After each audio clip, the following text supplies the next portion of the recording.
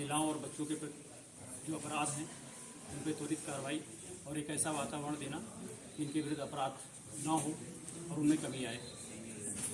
दूसरी प्राथमिकता के बिंदु संगठित अपराधी और माफिया, जिनके विरुद्ध कड़ी कानूनी कार्रवाई और उनके अपराध अर्जित जो संपत्तियां हैं उनको बिल्कुल कानून के तहत उनको जब्त कराना, कुर्क कराने की कार्रवाई ये प्राथमिकता का विषय होगी। साथ ही पुलिस का जो व्यवहार है इसके बारे में लगातार प्रयास होगा वो जनता के प्रति वृद्ध हो और जनोन्मुखी हो, क्योंकि पूरा तंत्र ही जनता के लिए है। और ये कोशिश की जाएगी कि जो पब्लिक है उस पर थाने पर ही उसकी समस्या का समाधान हो, उसको हेडक्वार्टर तक कम से कम आना पड़े।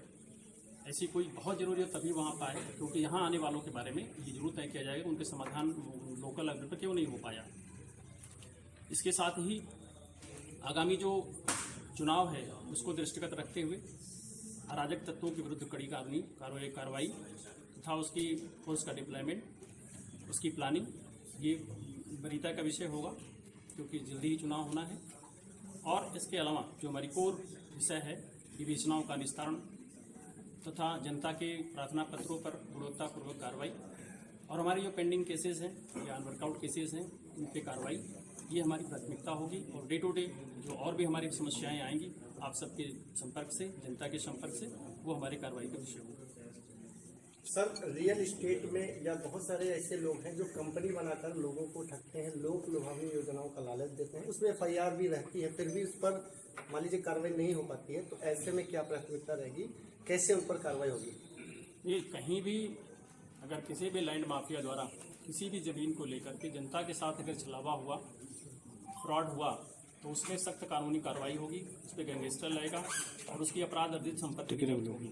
क्योंकि लखनऊ के आसपास के जनपद होने के नाते जमीन को लेकर के थोड़ा अर्बन की तरफ जमीन लोग खरीदने की प्रवृत्ति है यहाँ भी है, और उसके साथ अगर कोई भी छलावा करता है जनता के साथ उसकी गाढ़ी कमाई को लेकर के तो जरूर कड़ी और कठोर कानूनी कार्य की जाएगी। सर जी, जो राजस्व कर्मचारी भी भगत करके मुआवजे को अवैध लाभ देते हैं उसके लिए क्या कार्रवाई की जाएगी?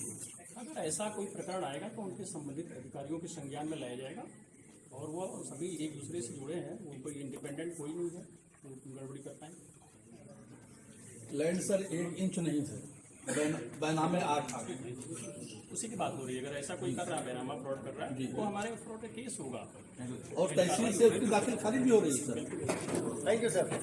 क्या प्राथमिकता रहेगी मैंने आज यहाँ पे 10वीं बाराबंकी के रूप में कार्यभार ग्रहण किया और उसके बाद डीएम साहब के साथ कुछ थानों का भ्रमण भी हुआ, थाना दिवस को भी देखा। यहाँ पे जो शासन की प्राथमिकता में है महिलाओं और बच्चों के प्रति जो अपराध हैं उन पर त्वरित कार्रवाई और एक ऐसा वातावरण देना कि इनके विरुद्ध अपराध न हो और उनमें कमी आए। दूसरी प्राथमिकता के बिंदु संगठित अपराधी और माफिया, जिनके विरुद्ध कड़ी कानूनी कार्रवाई और उनके अपराध अर्जित जो संपत्तियां हैं उनको बिल्कुल कानून के तहत उनको जब्त कराना, कुर्क कराने की कार्रवाई ये प्राथमिकता का विषय होगी। साथ ही पुलिस का जो व्यवहार है इसके बारे में लगातार प्रयास होगा वो जनता के प्रति वृद्ध हो और जनोन्मुखी हो, क्योंकि पूरा तंत्र ही जनता के लिए है। और ये कोशिश की जाएगी कि जो पब्लिक है उसके थाने पर ही उसकी समस्या का समाधान हो, उसको हेडक्वार्टर तक कम से कम आना पड़े।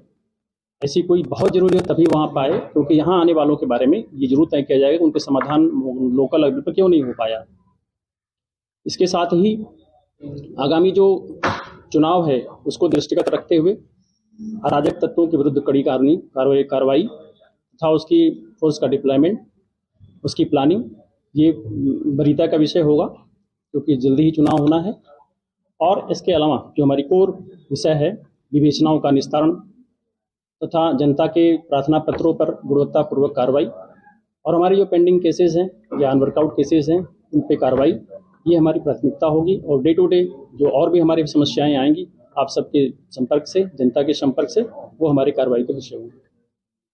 सर, रियल एस्टेट में या बहुत सारे ऐसे लोग हैं जो कंपनी बनाकर लोगों को ठगते हैं, लोक लुभावनी योजनाओं का लालच देते हैं, उसमें FIR भी रहती है, फिर भी उस पर मान लीजिए कार्रवाई नहीं हो पाती है, तो ऐसे में क्या प्राथमिकता रहेगी, कैसे उन पर कार्रवाई होगी? ये कहीं भी अगर किसी भी लैंड माफिया द्वारा किसी भी ज़मीन को लेकर के जनता के साथ अगर छलावा हुआ, फ्रॉड हुआ, तो उसमें सख्त कानूनी कार्रवाई होगी, उस पर गैंगस्टर लगेगा और उसकी अपराध अर्जित संपत्ति भी जब्त होगी। क्योंकि लखनऊ के आसपास के जनपद होने के नाते ज़मीन को लेकर के थोड़ा अर्बन की तरफ ज़मीन लोग खरीदने की प्रवृत्ति है यहाँ भी है, और उसके साथ अगर कोई भी छलावा करता है जनता के साथ उसकी गाढ़ी कमाई को लेकर के तो जरूर कड़ी और कठोर कानूनी कार्य की जाएगी। सर जी, जो राजस्व कर्मचारी मिली भगत करके भूमाफियों को अवैध लाभ देते हैं उसके लिए क्या कार्रवाई की जाएगी? अगर ऐसा कोई प्रकरण आएगा तो उनके संबंधित अधिकारियों के संज्ञान में लाया जाएगा, और वो सभी एक दूसरे से जुड़े हैं, वो कोई इंडिपेंडेंट कोई नहीं है जो गड़बड़ी कर पाए।